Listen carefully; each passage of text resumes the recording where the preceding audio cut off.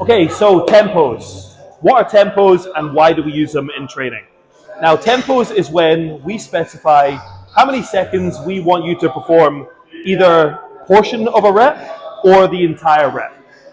Now, we implement tempos in training for our clients in order to force people to learn how to control their lifts, in order to encourage faster development of technique for a lift, because if you slow something down, you learn it faster.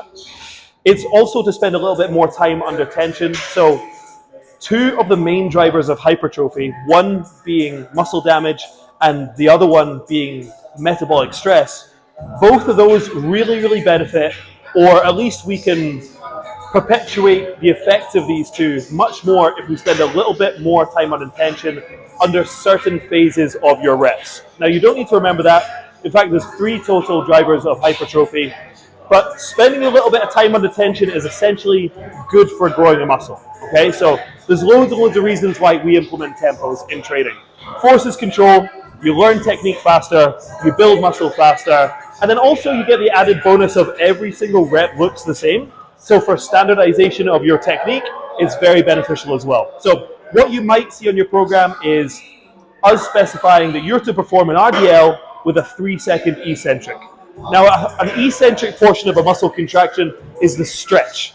So when you think about a muscle stretching in an RDL, it's on the way down, okay? So a concentric is the shortening of a muscle contraction. The eccentric is the lengthening of a muscle contraction.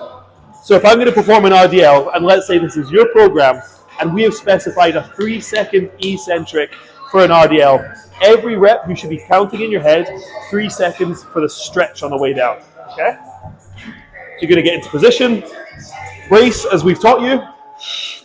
1, 2, 3, boom, okay?